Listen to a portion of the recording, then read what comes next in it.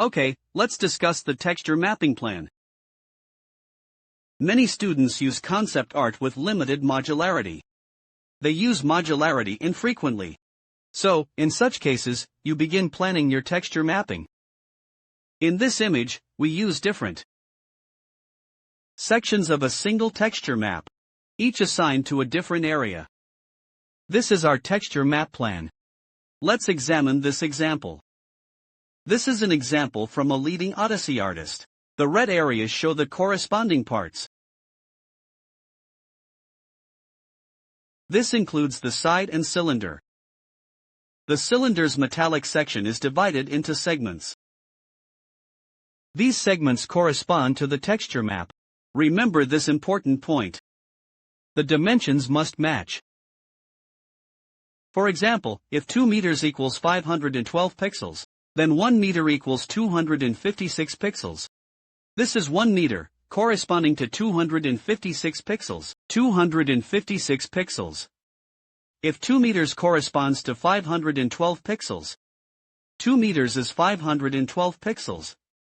1 meter is 256 pixels. If this is 1 meter in the game, then it's 256 pixels. So, the display accuracy matches. It's the same for everything else. If it's small here, make it proportionally smaller there. If it's long here, make it proportionally larger there. Same principle. If this is this big, you need to estimate. If this is 1 meter, this is 0.5 meters, or 128 pixels. It needs to be larger to maintain accuracy, slightly larger than 128. For accuracy, it's slightly larger. That's acceptable.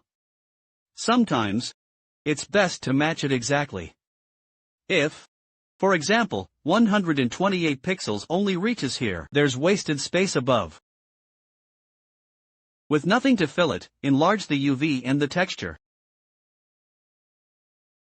The one below corresponds to the side like this. This is made with decals or stickers. Decals work too. Look at the side, it uses decals. You can see it clearly here. It's made using decals or stickers. See the stickers here. All sides correspond. It's one texture. Columns and round columns. Round and square columns, large columns. It's a tileable texture. The wood plank is also tileable. Now let's look at this image. Let's check it in Photoshop. We'll focus on this concept art. Did anyone choose this concept art? This concept art is good. Let's break it down. It's a good design, even with few likes. I think it's well designed. Let's break it down. How? After getting the concept art, we need to paint color blocks. In other tutorials, for example, some tutorials by foreign artists, often have this. For example, we paint color blocks. Different materials are painted as color blocks. For example, tiles, paint a tile color block. The same color block. These are all tiles. Wood of different widths. Different shapes of wood, all painted as a color block. Unified planning. Plan the bottom planks uniformly. Windows need to be done separately. Some can be reused directly. For example, here, you can directly use its wood material. First, it's a square continuous. In our first step, everyone should analyze this well. The rest is the wall. I didn't do the wall separately. Do it separately. For the window part, I didn't paint the reusable parts. For example, this can be reused in these places. The texture can be reused, so I didn't paint it. Analyze this concept in the first step. Let's break it down. Different materials, annotate them with different colors. This is the first step. Next, we create a new layer and draw the dimensions. For example, how tall is this person? Let's use this door as an example. The person is about this tall. If the person is 1.7 to 1.75 meters, the door needs to be at least 2.5 meters. Let's say 3 meters. This layer would then be 4 meters high. So if this is 4 meters, this layer is 4 meters.